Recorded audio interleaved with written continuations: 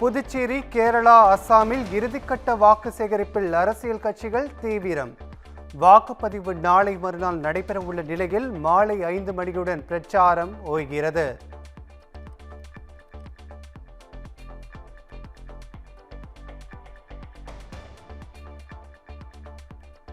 தமிழ்நாடு முழுவதும் சட்டப்பேரவை தேர்தலுக்கான வேட்புமனு பரிசீலனை மும்முரம். 7500க்கும் மேற்பட்டோர் வேட்புமனுவை தாக்கல் செய்திருந்த நிலையில் அதிகாரிகள் பரிசீலனை.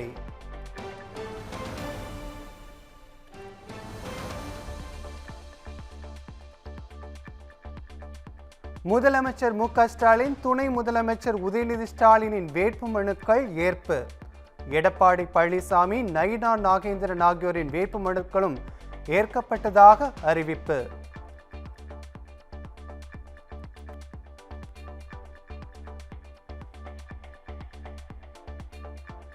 பெரம்பூர், திருச்சி கிழக்கு என 2 தொகுதிகளிலும் தவேக தலைவர் விஜயின் வேட்புமனுக்கள் ஏற்பு. 2 தொகுதிகளிலும் விஜய் போட்டியிடுவது உறுதியானது.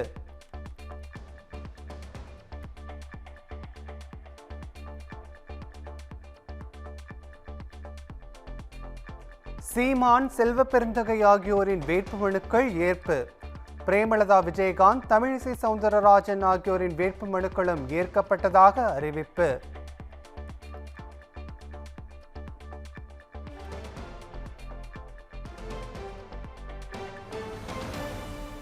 திருச்செந்தூர் தொகுதி திமுக வேட்பாளர் அமைச்சர் அனிதா ராதாகிருஷ்ணனின் வேட்புமனு நிறுத்தி வைப்பு.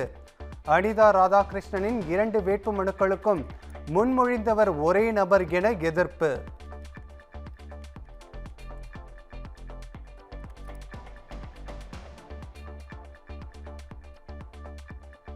கோவை தெற்கு தொகுதியில் போட்டியிடும் முன்னாள் அமைச்சர் செந்தில் பாலாஜி. செந்தில் பாலாஜியின் வேட்புமனு ஏற்கப்பட்டதாக அறிவிப்பு.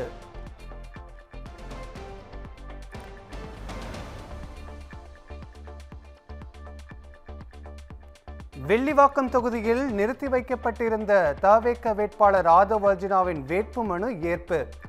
பல்வேறு புகார்கள் முன்வைக்கப்பட்டதால் மனு மீதான பரிசீலனை நிறுத்தி வைக்கப்பட்டது.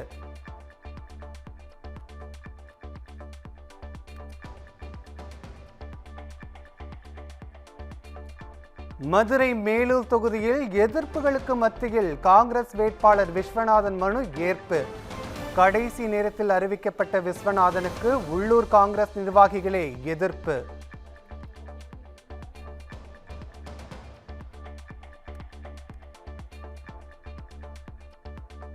பாஜக எம்எல்ஏவை தேர்ந்தெடுத்தால்தான் மதுரைக்கு மெட்ரோ தருவோம் என்று பேரம் பேசுவதா? முதலமைச்சர் மு.க. ஸ்டாலின் தனது எக்ஸ் தளத்தில் கேள்வி.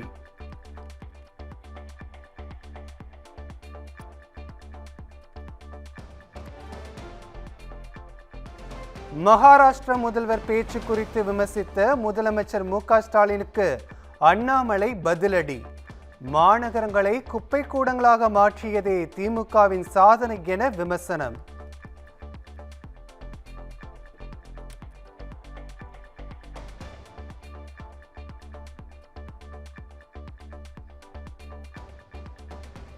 ஆலைகளில் 9.5 லட்சம் கோடி மதிப்பிலான பொருட்களை உற்பத்தி செய்து நாட்டில் தமிழ்நாடு முதலிடம். 5 ஆண்டுகளில் தொழில் உற்பத்தி 82.6 விழுக்காடு அசுர வளர்ச்சி எனவும் ரிசர்வ் வங்கி புள்ளி விவரம்.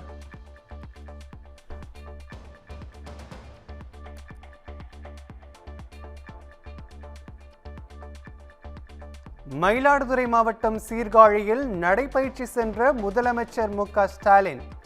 முதலமைச்சருடன் பொதுமக்கள் மாணவர்களுடன் கைகுலுக்கி செல்ஃபி எடுத்துக் கொண்டனர்.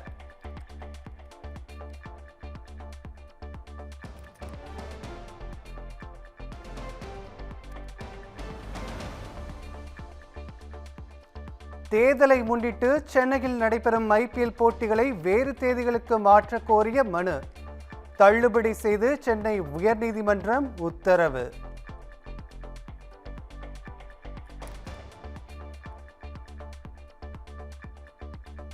சென்னையில் ஆபரண தங்கத்தின் விலை சவரனுக்கு 1040 ரூபாய் குறைந்தது. சவரன் 1,10,880 ரூபாய்க்கும் கிராம் 13,860 ரூபாய்க்கும் விற்பனை.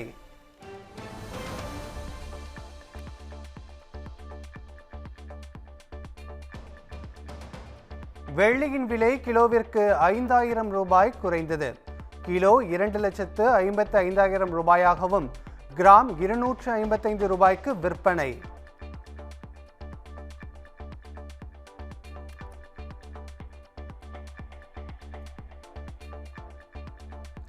நெல்லையில் நாளை தாவேக தலைவர் விஜய் பிரச்சாரத்திற்கு காவல்துறை அனுமதி. 5,000 பேர் மட்டுமே பங்கேற்க வேண்டும் உள்ளிட்ட நிபந்தனைகள் விதிப்பு.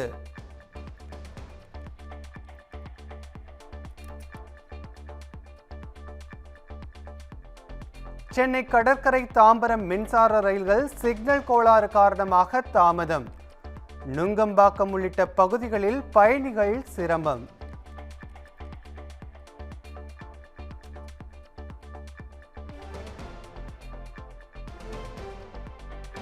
இலங்கை சிறையில் இருந்து விடுவிக்கப்பட்ட தமிழ்நாடு புதுவை மீனவர்கள் 25 பேர் சென்னைக்கு வந்த நிலையில் சொந்த ஊர்களுக்கு அனுப்பி வைப்பு.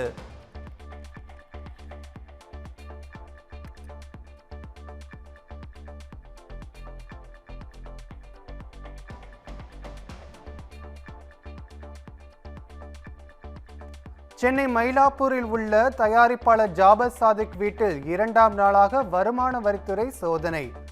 தேர்தல் பறக்கும் படையினர், மத்திய போதைப்பொருள் தடுப்பு பிரிவு அதிகாரிகளும் நடவடிக்கை.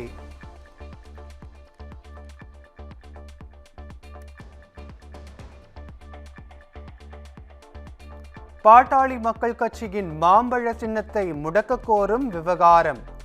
அவசர வழக்காக விசாரிக்க கோரி ராமதாஸ் தரப்பில் சென்னை உயர்நீதிமன்றத்தில் முறையீடு.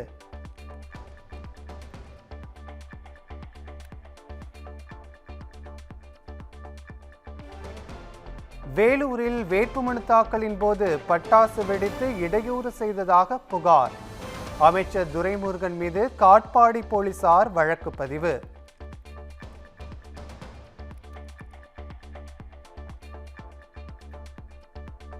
தனிப்பட்ட முறையில் மரண தண்டனைக்கு எதிரானவன்.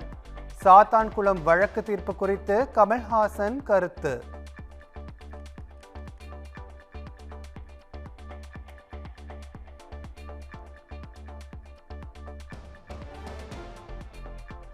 சென்னை ராயபுரத்தில் பிரபல பிரியாணி கடையில் சம்பள பாக்கி என புகார்.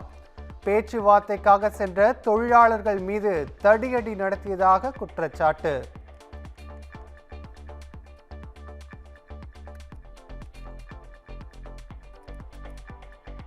சேலம் இளம்பிள்ளை பகுதியில் குடும்ப தகராறில் வீடு அடித்து நொறுக்கப்பட்ட சம்பவம்.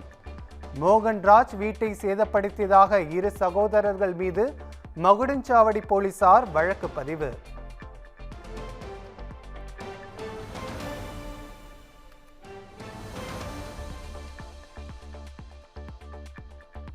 தேர்தல் வேட்பாளர் அறிவிப்பை தொடர்ந்து நாகர்கோவில் மேயர் மகேஷ் ராஜினாமா.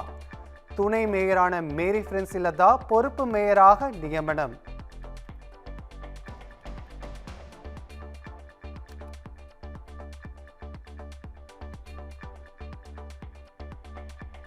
கேரளாவின் LDF ஊழல் மிகுந்த அரசு என்பது குழந்தைக்கு கூட தெரியும். வயநாடு MP பிரியங்கா காந்தி பிரச்சாரம்.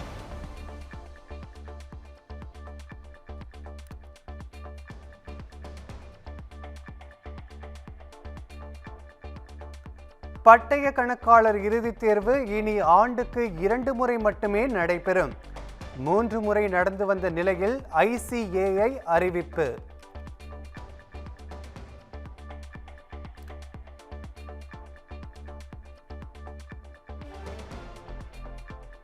ராஜஸ்தான், ஹரியானா ஆகிய வட மாநிலங்களில் கனமழை. சாலைகளில் பெருக்கெடுத்த வெள்ளத்தால் மக்கள் அவதி.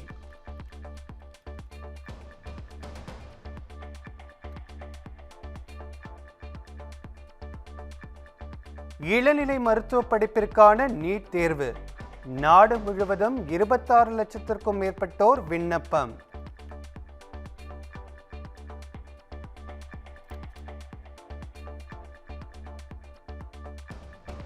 தமிழ்நாடு முழுவதும் வரும் 12ஆம் தேதி முதல் தீப்பெட்டி தொழிற்சாலைகள் மூடல்.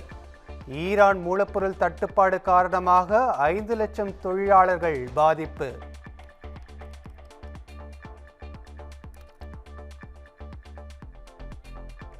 நாமக்கல் அருகே வரதட்சணை கேட்டு கஞ்சா மது ஊற்றி மனைவிக்கு சித்திரவதை. கணவர் குர்ஷியாந்த், மாமனார் உள்பட 3 பேருக்கு போலீசார் வலை.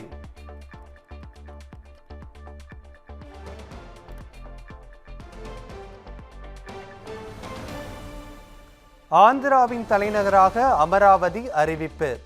அரசிதழ் வெளியிட்டது மாநில அரசு.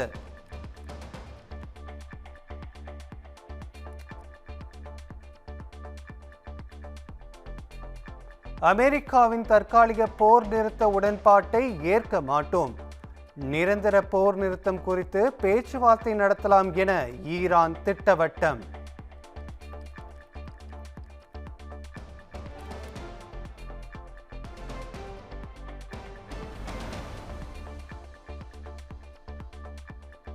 எரிபொருள் தட்டுப்பாட்டை சமாளிக்க பாகிஸ்தானில் கட்டுப்பாடுகள் அமல்.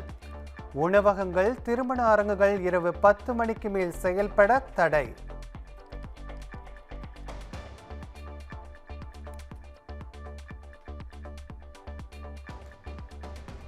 சினிமாவை விட்டு விலகி திருமணம் செய்து கொள்ளப் போவதாக வெளியான தகவல் வதந்தி. நடிகை த்ரிஷா விளக்கம்.